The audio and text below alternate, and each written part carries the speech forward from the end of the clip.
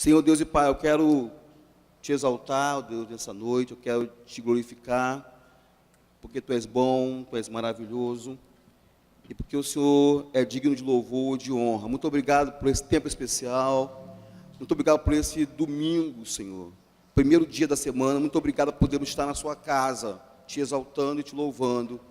Muito obrigado pelo momento inicial desse culto, pelo Teu mover, e eu quero te pedir, Senhor, quero te pedir, que da mesma forma que o Senhor se comunicou comigo, que Teu Espírito venha falar com meus amados irmãos, que eu não venha atrapalhar o Teu mover, Senhor, e que o Teu Espírito Santo fique à vontade no nosso meio.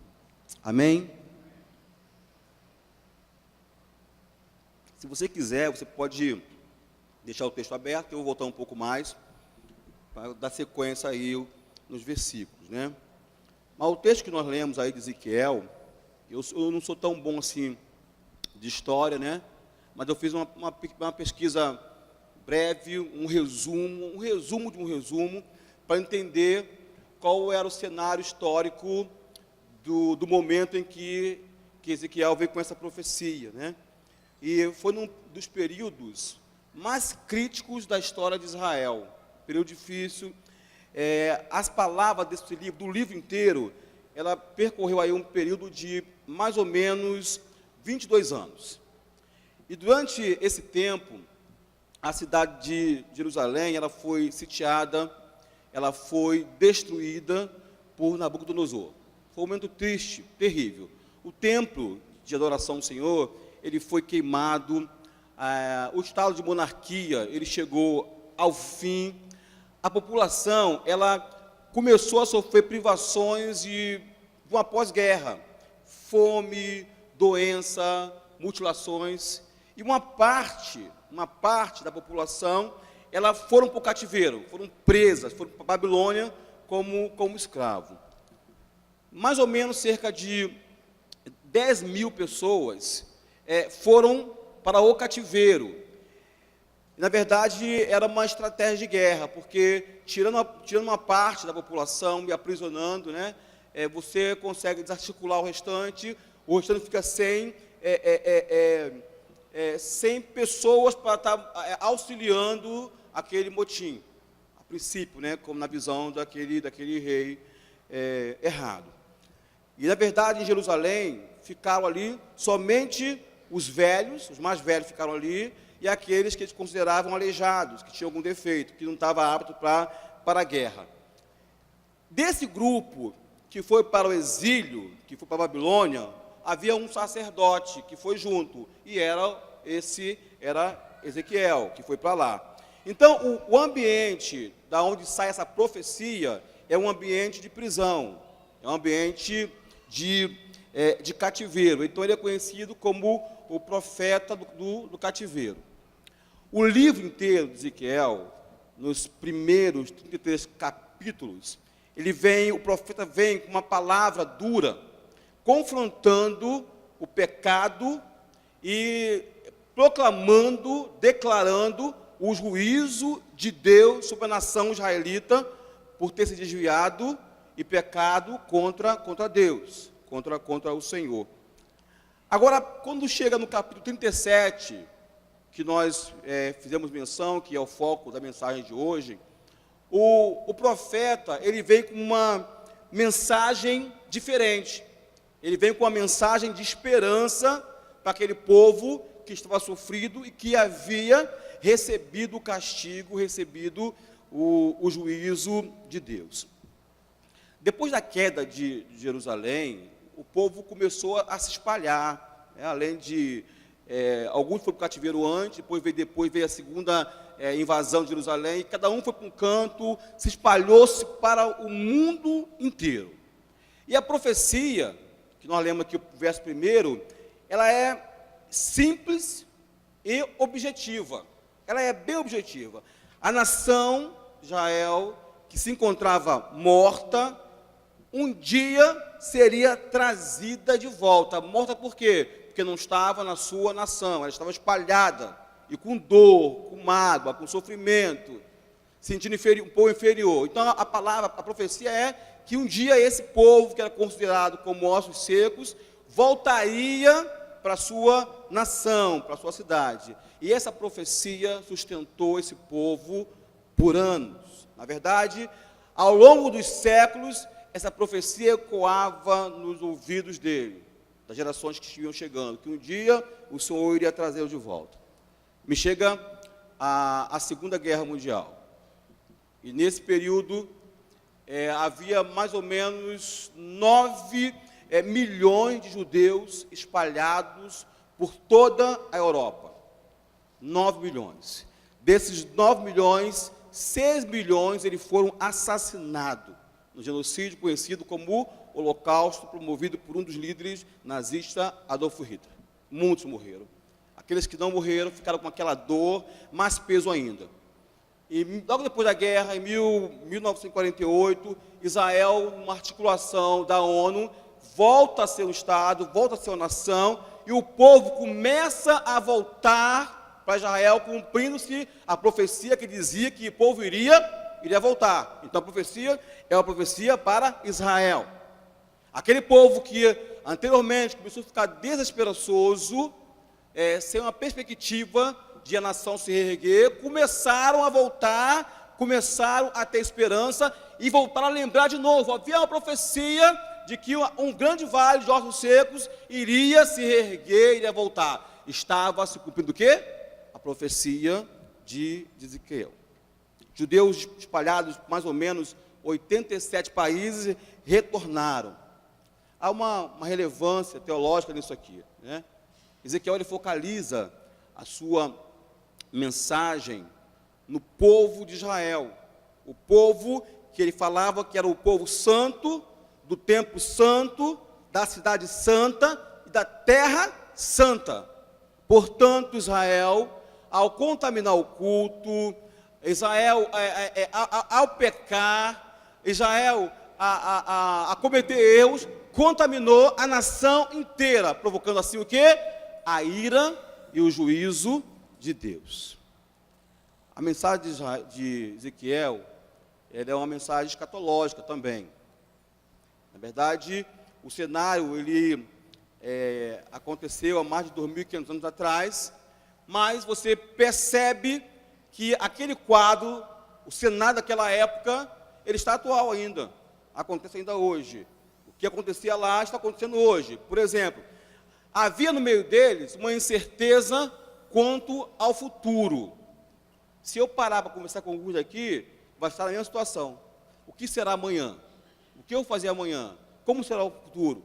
Havia naquela época um pluralismo religioso.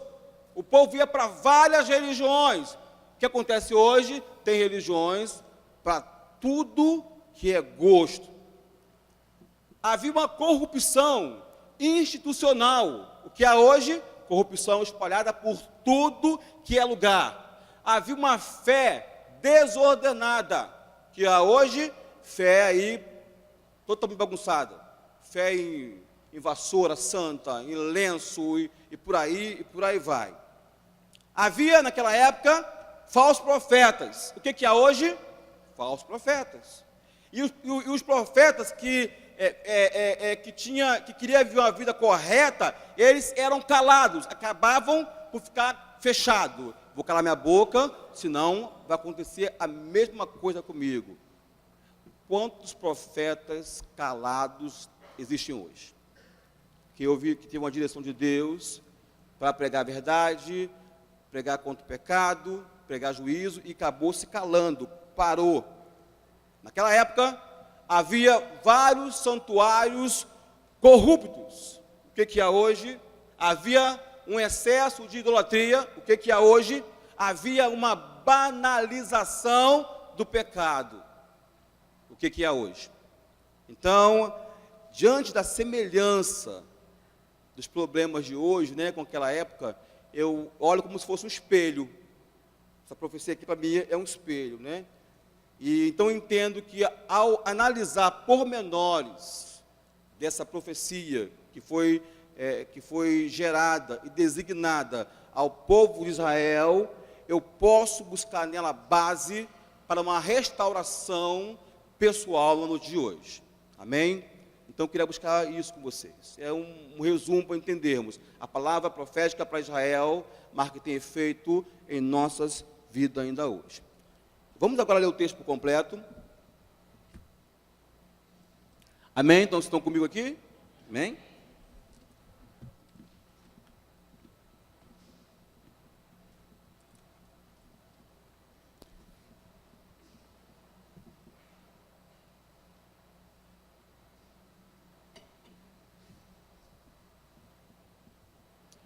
A mão do Senhor está sobre mim, e por seu Espírito, Ele me levou a um vale de ossos secos.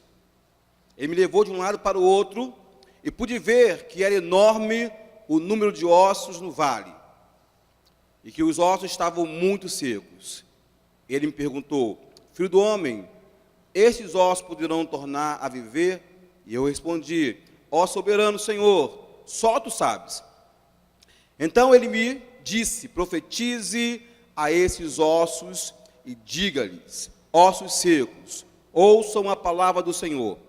Assim diz o soberano, o Senhor, a esses ossos: farei um espírito entrar em vocês, e vocês terão vida. Porei tendões em vocês, e farei aparecer carne sobre vocês, e os cobrirei com pele. Porei um espírito em vocês, e vocês terão vida. Então vocês saberão que eu sou o Senhor, e eu profetizei conforme a ordem recebida. Enquanto profetizava, houve um barulho, um som de chocalho, e os ossos se juntaram, ossos com os ossos. Olhei, e os ossos foram cobertos de tendões e de carne, e depois de pele, mas não havia espírito neles. A seguir, ele me disse: profetize ao espírito, profetize, filho do homem, e diga: assim diz o soberano, o Senhor: venha desde os quatro ventos, ó Espírito, e sopre dentro desses mortos para que vivam. Profetizei conforme a ordem recebida, e o Espírito entrou neles. Eles receberam vida e se puseram em pé. Era um exército enorme. Então ele me disse: filho do homem, estes ossos são toda a nação de Israel. Eles dizem: nossos ossos se secaram e nossa esperança desvaneceu. Fomos exterminados. Por isso profetize e diga-lhes: assim diz o Senhor, assim diz o soberano, o Senhor: ó meu povo, vou cobrir os túmulos e fazê-los sair. Trarei de volta a terra de Israel. Enquanto eu cobrir os seus túmulos e fizer sair, vocês, meu povo, saberão que eu sou o Senhor. Porei o meu espírito em vocês, e vocês viverão, e eu os estabelecerei em sua própria terra. Então vocês saberão que eu, o Senhor, falei e fiz. Palavra do Senhor. O Espírito, ele leva Ezequiel a caminhar num local, num vale, aonde está ossos secos, e segundo o texto, esses ossos estão sequíssimos, né? Significando que já estava ali já há um bom tempo. Um cadáver, para completar uma decomposição, leva aí por volta de 2 anos a 3 anos, depois de enterrado. Então, com certeza, aqueles corpos estavam ali já há um bom tempo, que não estavam só secos, mas estavam sequíssimos. Na verdade, o que estava ali era o que sobrou de um grande exército, que havia virado lixo, sujeira, ossos. A visão ela é trágica, né? Mas ao mesmo tempo ela é fantástica, pois o Senhor estava mostrando àquele homem a situação que se encontrava a nação, o estado lastimável que estava a nação. A visão de Deus ela é profética, revelando a situação moral e espiritual de um povo. E o Senhor faz a seguinte pergunta para Ezequiel, verso 3a: Ezequiel, esses ossos poderão viver? Veio a pergunta, né? Poderão viver esses ossos? E eu creio que Ezequiel ficou parado, olhando para Deus, com uma interrogação enorme, imaginando qual seria a resposta que Deus queria para aquela pergunta, porque o que ele via ali era um quebra-cabeça. Não tinha como ele montar ali e voltar à vida. Como fazer para aquele monte de ossos tornar a viver? Ossos espalhados. Talvez se Deus levasse Ezequiel para um local de pessoas simplesmente enfermas, mas ainda com vida, a resposta fosse mais fácil, né? Ele iria recorrer ali à medicina para ajudar aquele povo. Se a visão que Deus desse para ele fosse de um povo que estava vivo, mas estava com dificuldades espirituais, que fosse doença de caráter espiritual, chamaria qualquer pastor da libertação para o quê? Para orar, fazer mapeamento, repreender, quebra-pactos. Mas não, era osso seco. Aquele homem, ele estava diante de um cenário de morte, um cenário de destruição. Naquele cemitério que se formou ao longo dos anos, corpos perderam suas carnes, perderam identidade, e agora era apenas um monte de ossos. Talvez se nós hoje fizéssemos um raio-x da nossa vida espiritual, nossa vida moral, talvez nós estejamos igual a esses ossos, secos, fedendo, lixo. Talvez em nós alguma coisa hoje esteja ainda cheirando mal. Interessante que o Salmo 139, 23, 24, fala assim: sonda-me, ó Deus, e conhece o meu coração, prova-me e conhece os meus pensamentos, e vê se há em mim algum caminho mau e guia-me pelo caminho eterno. Então, eu queria que você, meu querido, baseado em Salmos, que você sondasse agora o seu coração, e verificasse em você, existe alguma coisa que está cheirando mal, se você existe alguma coisa que já apodreceu, se em você existe alguma coisa que era vida e que hoje não é mais vida. Na verdade, o Senhor, ele confrontou o profeta. Houve um confronto, e nós estamos, no decorrer desses dias, né, que estamos passando, semana passada nós fomos confrontados por Deus. Na nossa festa, pelo pastor Neil, a bispa Ana, Antônio Carlos, e o próprio Silfar, na quarta-feira, nós fomos confrontados a pensar, a refletir. Talvez você tenha saído daqui, indo para casa, pensando, refletindo, e talvez não tenha conseguido dormir direito. E esse profeta, ele foi confrontado pelo Senhor. O Senhor fez a pergunta: filho do homem, esses poderão viver? E a resposta do profeta foi: Senhor, só tu sabes. Ele não sabia, ele não tinha noção do que fazer. O profeta entendeu que diante de algumas situações, e aquela era uma delas, não há nada que humanos consigam fazer. Nós precisamos, em momentos difíceis, aprender a depender só de Deus. Só Ele é capaz de dar vida a quem está morto. E essa entrega significa confiar nele plenamente, deixar ele agir.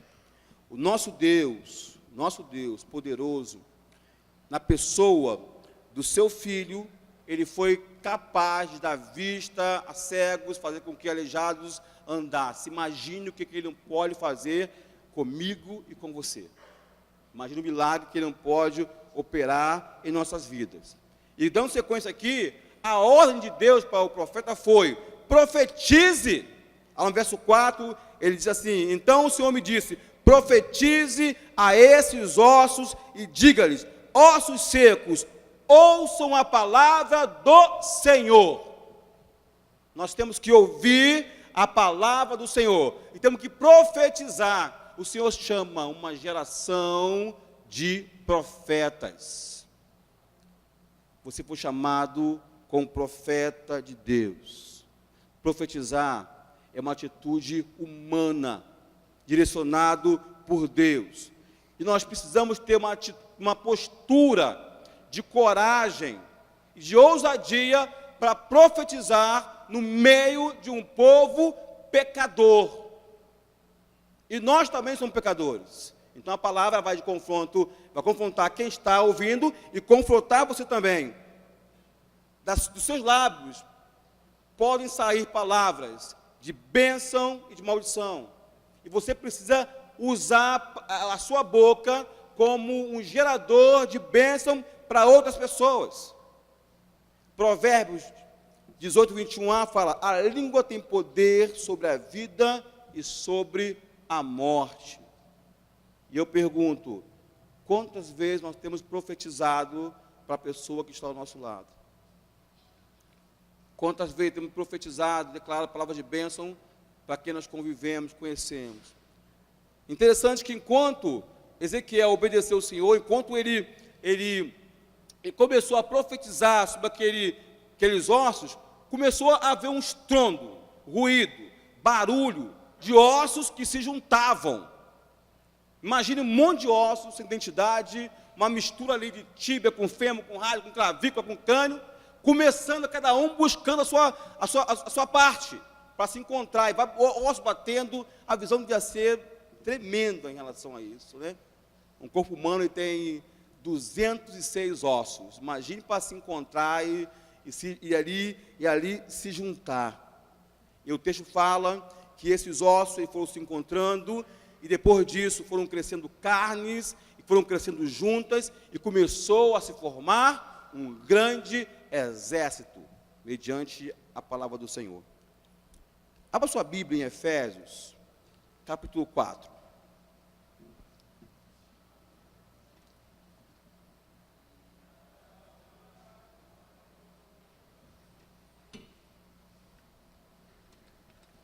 Verso 15, 16.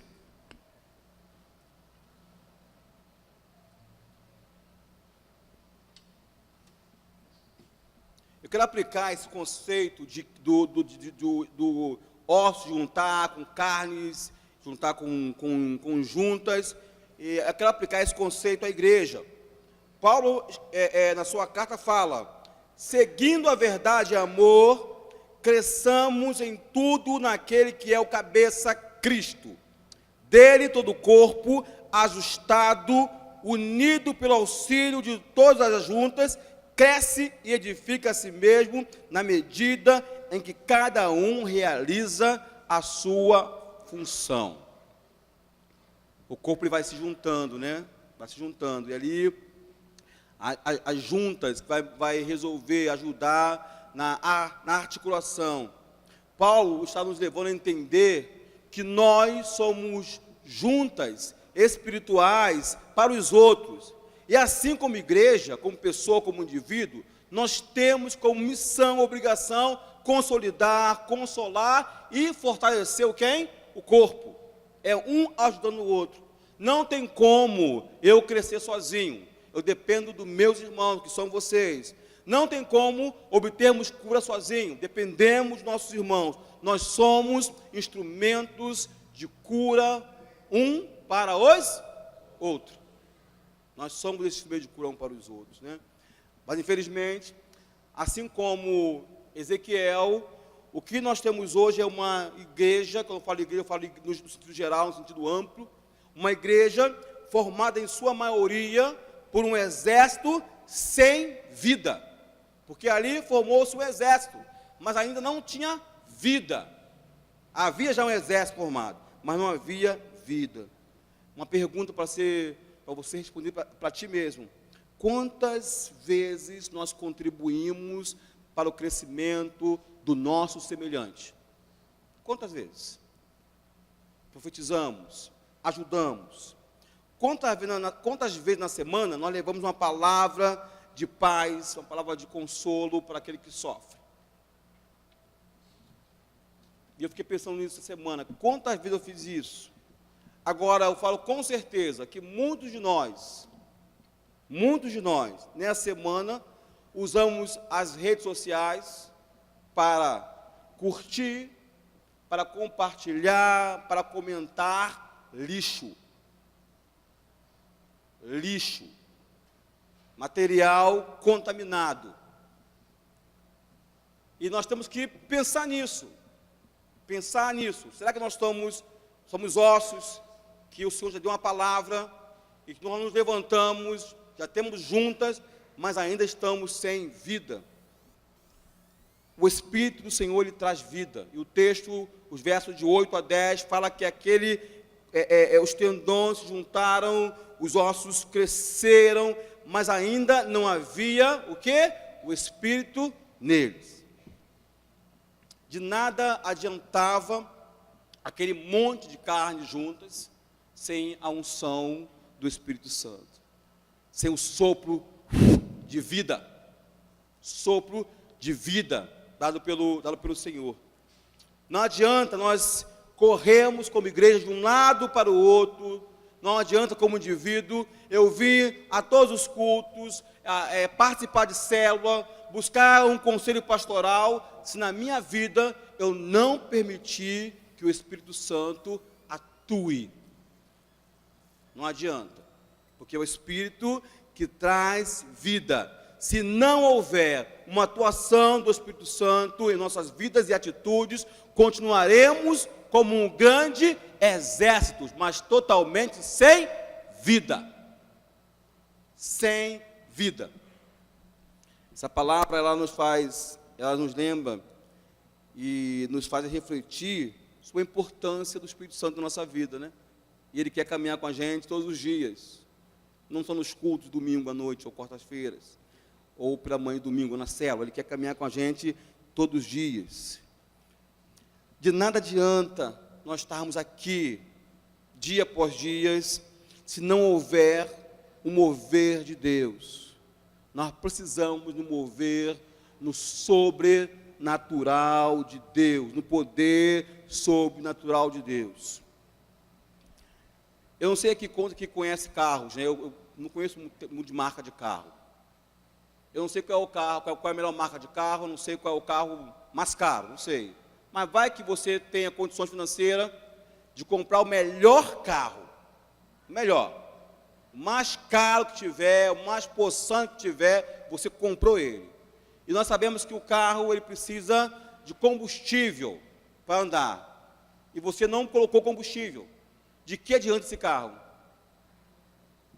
Ele só é bonito, mas vai continuar parado, porque ele não tem o combustível.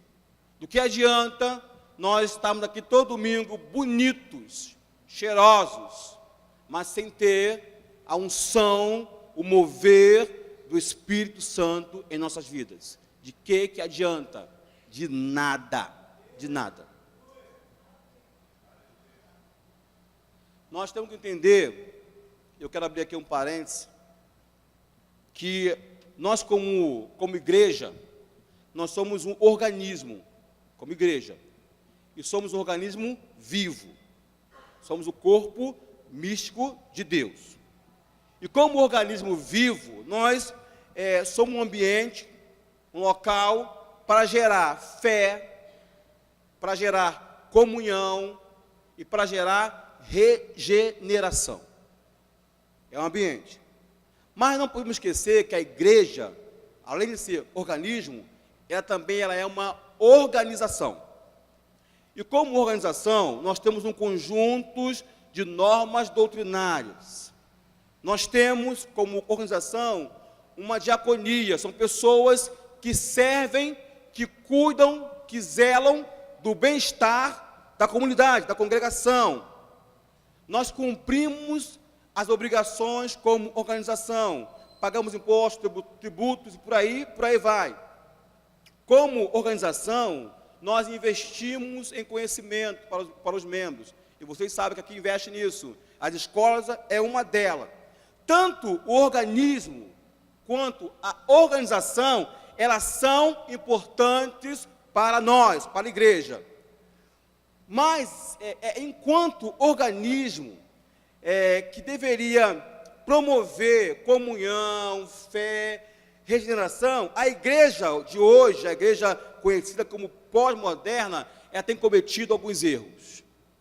Como organismo, nós temos templos suntuosos.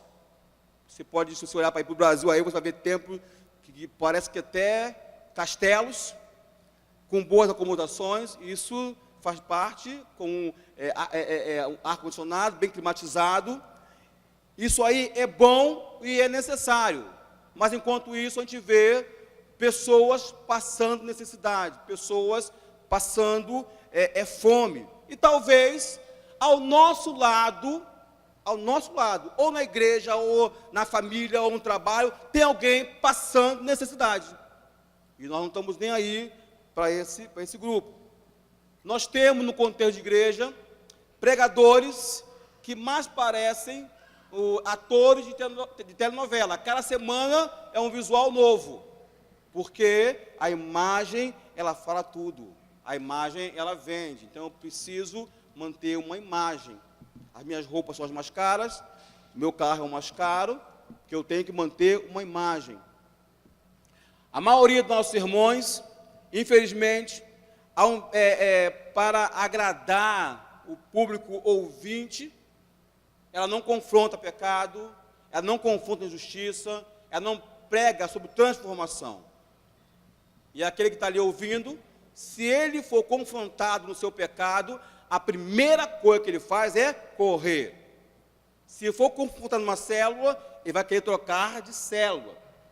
Se aumentar o confronto, ele vai o quê? Trocar de igreja, porque eu quero estar num lugar onde eu coma uma boa comida, a que eu escolhi, na hora que eu escolhi, sem precisar mudar de vida.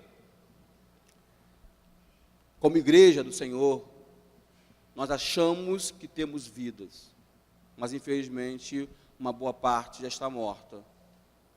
Que o Senhor venha ter misericórdia de Deus. Nós não podemos contentar em apenas ser uma organização bem estruturada. Isso é muito bom, mas não podemos nos contentar somente com isso. Nós precisamos entender que nós somos organismo vivo. E esse organismo vivo, ele precisa da atuação de quem? Do Espírito Santo. Porque o Espírito, ele traz vida. A estrutura, ela não traz vida. O organismo é vivo pelo Espírito Santo. Eu queria pedir que viesse aqui na frente, a equipe de louvor, por favor, aqui na frente. Eu queria que você pensasse um pouco, você refletisse naquilo que está sendo ministrado hoje. Feche seus olhos só um pouquinho. Não há nenhum mistério por fechar os olhos. É só que você, ao fechar os olhos, você absorve melhor aquilo que está falando, você esquece um pouco quem está ao seu lado e concentra-se naquilo que Deus está falando ao coração. E a minha oração inicial foi para que eu não atrapalhasse o Espírito Santo. Eu não quero atrapalhar aquilo que Ele quer fazer na sua vida. Eu queria que você ficasse com os olhos fechados só um pouquinho só. E a mensagem de hoje, ela é direcionada a grupos específicos que estão aqui dentro hoje. Ela é direcionada para você que se encontra abatido, para você que está desgastado, para você que está desiludido com a própria vida, com a sua vida. Ela é para você. A mensagem de hoje é para você que já experimentou a glória de Deus, para você que já viveu experiências tremendas em Deus, que já moveu no poder do Espírito Santo, mas que por algum motivo, no caminhar, você esqueceu tudo isso. Talvez você tenha sido decepcionado por algum líder, por alguém que tinha autoridade sobre você, você ficou triste, esqueceu de tudo que você recebeu e das palavras proféticas que foram liberadas para a sua vida. Para você essa mensagem